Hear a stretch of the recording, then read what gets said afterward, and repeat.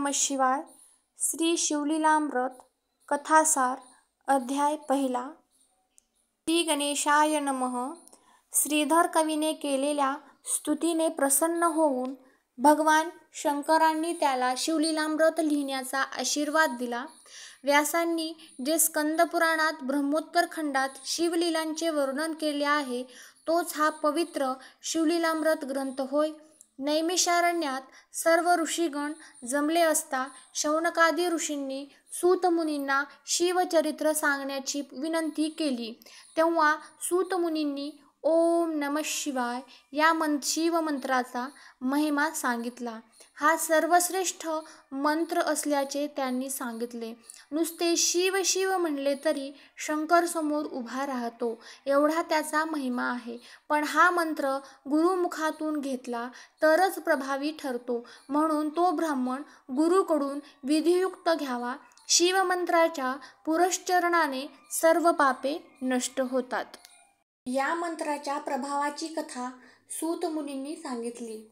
फार पूर्वी दाशार्ह राजा होऊन गेला.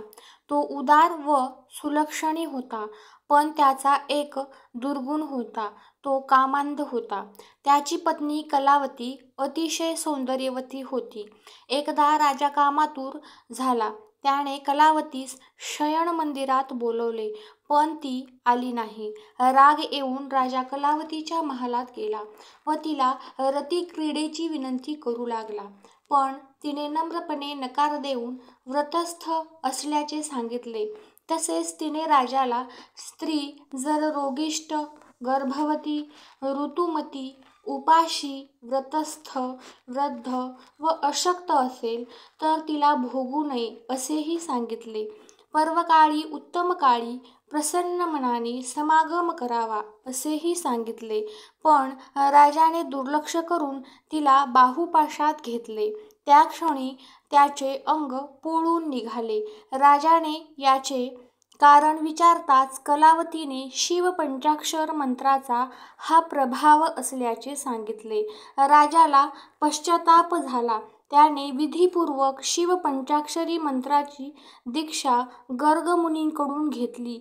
जे गुरुला शरण जातात ते धन्य होतात. गुरुकडून अनुग्रहित झालेला राजा नित्य शिवपंचाक्षरी मंत्र जपू लागला. हा अध्याय जो पठण करेल त्याची पापे नष्ट होऊन तो शिवकृपेला प्राप्त होईल. श्री सांब सदाशिवार्पणमस्तु.